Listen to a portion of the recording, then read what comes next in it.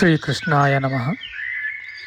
ವಸುದೇವಸುತಂ ದೇವಂ ಕಂಸಚಾಣೂರಮರ್ದನಂ ದೇವಕೀ ಪರಮಾನಂದಂ ಕೃಷ್ಣಂ ವಂದೇ ಜಗದ್ಗುರುಂ. ಬ್ರಹ್ಮಸ್ಥಾನ ಸರೋಜಮಧ್ಯವಿಲಸತ್ ಚೀತಾಂಶುಪೀಠಸ್ಥಿತಂ ಸ್ಫೂರ್ಜತ್ಸೂರ್ಯರುಚಿಂ ವರಾಭಯಕರಂ ಕರ್ಪೂರಕುಂದೋಜ್ವಲಂ ಶ್ವೇತಸ್ರಗ್ವಸನಾನುಲೇಪನಯುತಂ ವಿದ್ಯುದೃಚಾ ಕಾಂತಯ ಸಂಶ್ಲಿಷ್ಟಾರ್ಧತನುಂ ಪ್ರಸನ್ನವದನಂ ವಂದೇ ಗುರುಂ ಸಾದರಂ. ಶ್ರೀಗುರುಭ್ಯೋ ನಮಃ. ಲಂಬೋದರಂ ಪರಮಸುಂದರಮೇಕದಂತಂ ರಕ್ತಾಂಬರಂ ತ್ರಿನಯನಂ ಪರಮಂ ಪವಿತ್ರಂ ಉದ್ಯದ್ದಿವಾಕರ ಕರೋಜ್ವಲಕಾಯಕಾಂತಂ ವಿಘ್ನೇಶ್ವರಂ ಸಕಲವಿಘ್ನಹರಂ ನಮಾಮಿ. ತ್ವಾಂ ದೇವ ವಿಘ್ನದಲನೇತಿ ಚ ಸುಂದರೇತಿ ಭಕ್ತಿಪ್ರಿಯೇತಿ ಸುಖದೇತಿ ಫಲಪ್ರದೇತಿ ವಿದ್ಯಾಪ್ರದೇತ್ಯಗಹರೇತಿ ಚ ಯೇ ಸ್ತುವಂತಿ ತೇಭ್ಯೋ ಗಣೇಶವರದೋ ಭವ ನಿತ್ಯಮೇವ. ಶ್ರೀ ಮಹಾಗಣಪತಯೇ ನಮಃ. ಯಾ ಕುಂದೇಂದು ತುಷಾರಹಾರಧವಳ ಯಾ ಶುಭ್ರ ವಸ್ತ್ರಾವೃತ ಯಾ ವೀಣಾ ವರದಂಡಮಂಡಿತಕರ ಯಾ ಶ್ವೇತ ಪದ್ಮಾಸನ ಯಾ ಬ್ರಹ್ಮಾಚ್ಯುತ ಶಂಕರ ಪ್ರಭೃತಿಭಿಃ ದೇವೈಃ ಸದಾ ವಂದಿತಾ ಸಾ ಮಾಂ ಪಾತು ಸರಸ್ವತೀ ಭಗವತಿ ನಿಶ್ಶೇಷ ಜಾಡ್ಯಾಪಃ. ಶ್ರೀ ಸರಸ್ವತ್ಯೇ ನಮಃ. ವೇದಾರ್ಥತತ್ವವಿಶದೀಕರಣೇನ ಪುಂಸಾಂ ಉಚ್ಚೈರ್ಗತಿಂ ಜಗತಿಯೋ ದಯಾಯ ವಿಧಾತುಂ ರಮ್ಯಾಂ ಪುರಾಣಪದವೀಂ ಪ್ರಣಿನಾಯ ತಸ್ಮೈ ಲೋಕೇಶವೈಭವಪುಷೇ ಋಷಯೇ ನಮಸ್ತಾತ್. ತಸ್ಮೈ ವ್ಯಾಸಾಯ ಮುನಯೇ ಸರ್ವಜ್ಞಾಯ ಮಹರ್ಷಯೇ ಪರಾಶರ್ಯಾಯ ಶಾಂತಾಯ ನಮೋ ನಾರಾಯಣಾತ್ಮನೆ. ಶ್ರೀ ವ್ಯಾಸಾಯ ನಮಃ.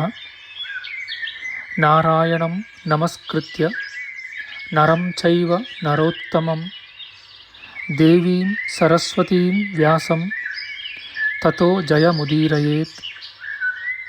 ಕನಕರುಚಿದುಕೂಲಃ ಕುಂಡಲೋಲ್ಲಾಸಿಗಲ್ಲಃ ಶಮಿತಭುವನಭಾರಃ ಕೋಪಿ ಲೀಲಾವತಾರಃ ತ್ರಿಭುವನ ಸುಖಕಾರಿ ಶೇಷಶಾಯೀ ಮುಕುಂದೋ ಪರಿಕಲಿತರಮಾಂಗೋ ಮಂಗಲಂ ನಸ್ತನೋತು. ನಮಾಮಿ ಗೋವಿಂದ ಪದಾರವಿಂದಂ ಸದೇಂದಿರಾನಂದನಮುತ್ತಮಾಡ್ಯಂ ಜಗಜ್ಜನಾನಾಂ ಹೃದಯ ಸನ್ನಿವಿಷ್ಟಂ ಮಹಾಜನೈಕಾಯನಮುತ್ತಮೋತ್ತಮಂ. ನಮಸ್ತೆ ಚಕ್ರಹಸ್ತಾಯ ಶಾಂಗಹಸ್ತಾಯ ತೇ ನಮಃ. ನಂದಹಸ್ತಾಯ ತೇ ವಿಷ್ಣೋ ಶಂಖಹಸ್ತಾಯ ತೇ ನಮಃ. ಓಂ ನಮೋ ವಾಸುದೇವಾಯ ನಮಃ ಸಂಕರ್ಷಣಾಯ ಚ ಪ್ರದ್ಯುಮ್ನಾಯ ನಮಸ್ತುಭ್ಯಂ ಅನಿರುದ್ಧಾಯ ತೇ ನಮಃ. ಅನಾಕಾರೋ ಮಹೋಜಾಶ್ಚ ಯಶ್ಚಾದೃಷ್ಟಗತಿರ್ದಿವಿ ಜಗತ್ಪೂಜ್ಯೋ ಜಗತ್ಪ್ರಾಣಂ ತಂ ವಾಯುಂ ಪ್ರಣಮಾಮ್ಯಹಂ. ವಾಯುರೂಪಿ ಪರಮಾತ್ಮನೇ ನಮಃ. ಪ್ರಿಯ ಬಾಂಧವರೇ, ನಮ್ಮ ಈ ಶ್ರೀ ಲಾಲಿಕೃಷ್ಣ ಚಾನಲ್ಗೆ ಸ್ವಾಗತ. ಹಿಂದಿನ ವಿಡಿಯೋದ ಮುಂದುವರಿದ ಭಾಗವಾದ ಇಂದಿನ ವಿಡಿಯೋದಲ್ಲಿ ನಾವು ಶ್ರೀಮದ್ ವಾಯು ಮಹಾಪುರಾಣದ ಪ್ರಥಮ ಖಂಡದ 23ನೆಯ ಅಧ್ಯಾಯದ ಷಷ್ಠಾಂಶದ ವಿಚಾರ ಮಾಡೋಣ. ಈ ಅಧ್ಯಾಯದಲ್ಲಿ ಮಹೇಶ್ವರನ ಅವತಾರಗಳ ವಿಚಾರ ಮಾಡೋಣ. ಶ್ರೀಕೃಷ್ಣಾಯ ನಮಃ. ಭಗವಂತನು ಹೇಳುತ್ತಾನೆ, ಹಾಗೆಯೇ 14ನೆಯ ದ್ವಾಪರ ಯುಗದಲ್ಲಿ ವ್ಯಾಸರು ಸಂರಕ್ಷಣ ನಾಮದಿಂದ ಅವತರಿಸುವರು. ಅದೇ ಯುಗದಲ್ಲಿ ನಾನೂ ಸಹ ಅಂಗೀರಸ ನಾಮಕರಾದ ಮಹರ್ಷಿಗಳ ಸುಪ್ರಸಿದ್ಧವಾದ ವಂಶದಲ್ಲಿ ಗೌತಮ ನಾಮದಿಂದ ಅವತರಿಸುವೆನು. ಅದರಿಂದ ಆ ವನವೆಲ್ಲವೂ ಗೌತಮ ನಾಮದಿಂದ ಜಗದ್ವಿಖ್ಯಾತವಾಗುವುದು. ಆಗಲೂ ಸಹ ನನಗೆ ಅತ್ರಿ, ಉಗ್ರ ತಪಸ್ಸು, ಶ್ರಾವಣ ಮತ್ತು ಸ್ರವಿಷ್ಟಕರೆಂಬ 4 ಕುಮಾರರು ಜನಿಸಿ ಯೋಗಾಭ್ಯಾಸದಿಂದ ಧ್ಯಾನ ಪರಾಯಣರಾಗಿ ಪೂರ್ವಿಕರಂತೆಯೇ ರುದ್ರಲೋಕಕ್ಕೆ ಹೋಗುವರು. ಅನಂತರ ಕ್ರಮವಾಗಿ 15ನೆಯ ದ್ವಾಪರಯುಗವು ಬರಲು ವ್ಯಾಸರು ಆರುಣಿ ನಾಮಕರಾಗಿ ಅವತರಿಸುವರು.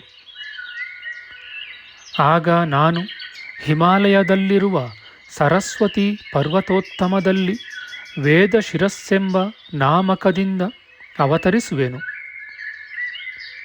ನನ್ನ ಅಸ್ತ್ರಕ್ಕೂ ಕೂಡ ವೇದಶಿರವೆಂಬ ನಾಮವು ಪ್ರಾಪ್ತವಾಗಿ ವೀರ್ಯವತ್ತಾಗುವುದು. ಆ ಪರ್ವತವೂ ಸಹ ವೇದಶಿರವೆಂಬ ನಾಮದಿಂದ ಪ್ರಖ್ಯಾತವಾಗುವುದು. ಆಗಲೂ ಕೂಡ ನನಗೆ ಕುಣಿ, ಕುಣಿಬಾಹು, ಕುಶರೀರ, ಕುನೇತ್ರರೆಂಬ 4 ಕುಮಾರರು ಜನಿಸಿ ಮಹಾತ್ಮರು, ಯೋಗಿಗಳು, ಬ್ರಹ್ಮಜ್ಞಾನಿಗಳು, ಊರ್ಧ್ವರೇತಸ್ಕರೂ ಆಗಿ ಪೂರ್ವಿಕರಂತೆಯೇ ಯೋಗ ಮಾರ್ಗದಿಂದ ರುದ್ರಲೋಕವನ್ನು ಹೊಂದುವರು. ಅನಂತರ ಕ್ರಮವಾಗಿ 16ನೆಯ ದ್ವಾಪರಯುಗವು ಸಂಭವಿಸಲು ವ್ಯಾಸ ಮಹರ್ಷಿಗಳು ಸಂಜಯ ನಾಮಕರಾಗಿ ಆವಿರ್ಭವಿಸುವರು. ಆಗ ನಾನು ಗೋಕರ್ಣ ನಾಮದಿಂದ ಉದ್ಭವಿಸುವೆನು. ಅದರಿಂದ ಆ ವನವೂ ಕೂಡ ಗೋಕರ್ಣ ನಾಮಕವಾಗುವುದು. ಆಗಲೂ ಕೂಡ ಮಹಾ ತೇಜಸ್ವಿಗಳಾದ ಕಶ್ಯಪರು, ಉಶನಸರು, ಚ್ಯವನರು, ಬೃಹಸ್ಪತಿಗಳೆಂಬ 4 ಜನ ಪುತ್ರರು ಆವಿರ್ಭವಿಸಿ ಅದೇ ಯೋಗ ಸಾಧನೆಯಿಂದ ಪರಮ ಪದವಿಯನ್ನು ಹೊಂದುವರು. ಅನಂತರ ಕ್ರಮವಾಗಿ 17ನೆಯ ಯುಗವು ಪ್ರಾಪ್ತವಾಗಲು ವ್ಯಾಸ ಮಹರ್ಷಿಗಳು ದೇವಕೃತಂಜಯವೆಂಬ ನಾಮದಿಂದ ಪ್ರಖ್ಯಾತರಾಗುವರು.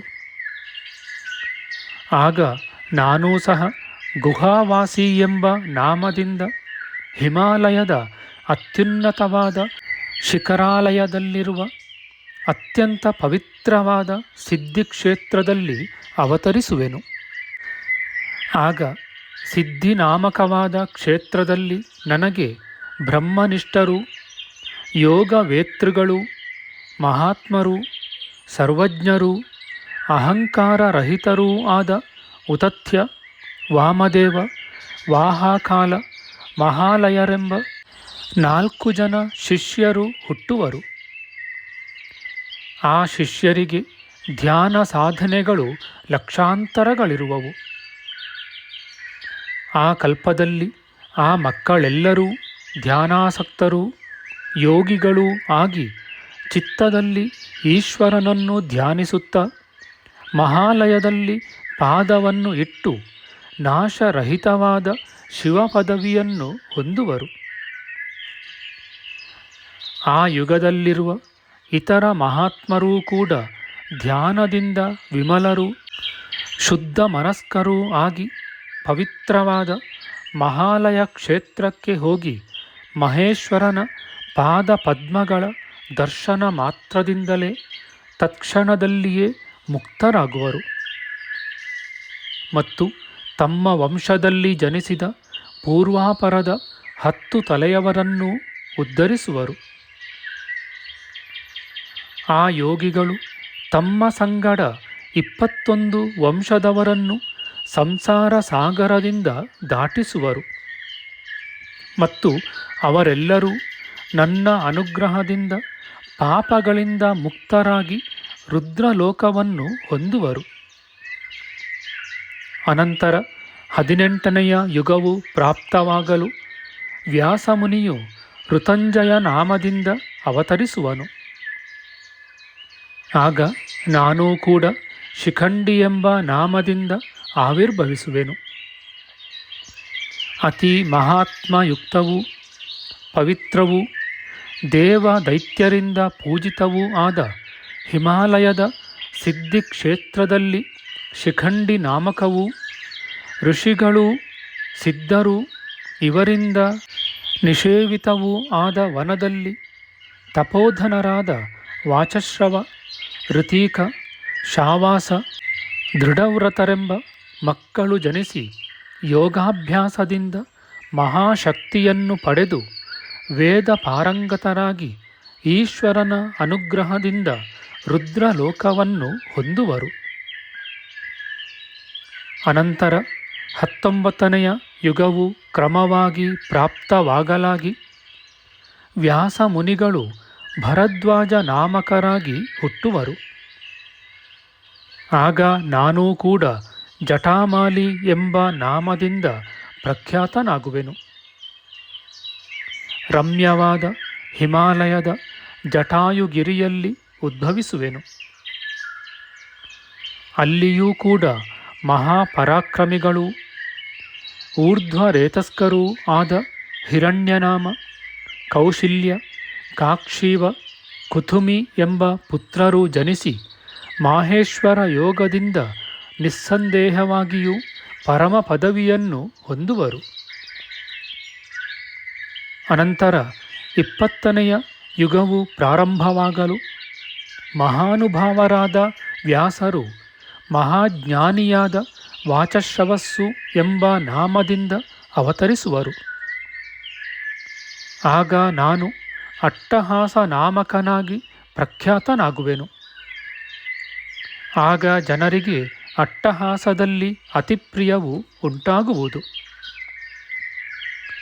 ಸಿದ್ಧಚಾರಣರಿಂದ ಸೇವಿಸಲ್ಪಟ್ಟವರು, ಹಿಮಾಲಯದಲ್ಲಿ ವಾಸಿಸುವವರು, ಮಹಾ ತೇಜಸ್ವಿಗಳು, ಯುಕ್ತಾತ್ಮರು, ಮಹಾಸತ್ವವಂತರು, ಧ್ಯಾನಿಗಳು, ನಿಯತವ್ರತಿಗಳೂ ಆದ ಸುಮಂತು, ವರುವರಿ, ಸುಬಂಧು ಮತ್ತು ಕುಶಿಕಂಧರರೆಂಬ 4 ಸುತರು ಜನಿಸಿ ಮಹೇಶ್ವರನ ಧ್ಯಾನದಿಂದ ರುದ್ರಲೋಕವನ್ನು ಹೊಂದುವರು. ನಮ್ಮ ಮುಂದಿನ ವಿಡಿಯೋದಲ್ಲಿ ನಾವು ಶ್ರೀಮದ್ವಾಯು ಮಹಾಪುರಾಣದ ಪ್ರಥಮ ಖಂಡದ 23ನೆಯ ಅಧ್ಯಾಯದ ಸಪ್ತಮಾಂಶದ ವಿಚಾರ ಮಾಡೋಣ. ಆಧ್ಯಾತ್ಮಿಕ ಚರ್ಚೆ ಮತ್ತು ವಿಚಾರ ವಿನಿಮಯಕ್ಕಾಗಿ ಶುರು ಮಾಡಿದ ಈ ಚಾನಲ್ನಲ್ಲಿ ನಾವು ಅಪ್ಲೋಡ್ ಮಾಡುವ ಎಲ್ಲ ವಿಡಿಯೋಗಳನ್ನು ಸಂಪೂರ್ಣವಾಗಿ ನೋಡಿ ನಿಮ್ಮ ಸಲಹೆಗಳನ್ನು ಕಮೆಂಟ್ ಬಾಕ್ಸ್ನಲ್ಲಿ ಬರೆಯಿರಿ. ಈ ಚಾನಲ್ಗೆ ಸಬ್ಸ್ಕ್ರೈಬ್ ಮಾಡಿ ಹಾಗೂ ಬೆಲ್ ಬಟನ್ ಒತ್ತಿ ನಾವು ಹಾಕುವ ಎಲ್ಲ ವಿಡಿಯೋಗಳನ್ನು ನೋಡಿ ಪ್ರೋತ್ಸಾಹಿಸಿ. ಕೃಷ್ಣಂ ನಾರಾಯಣಂ ವಂದೇ ಕೃಷ್ಣಂ ವಂದೇ ವ್ರಜಪ್ರಿಯಂ ಕೃಷ್ಣಂ ದ್ವೈಪಾಯನಂ ವಂದೇ ಕೃಷ್ಣಂ ವಂದೇ ಪೃಥಾಸುತಂ. ಶ್ರೀಕೃಷ್ಣಾಯ ನಮಃ.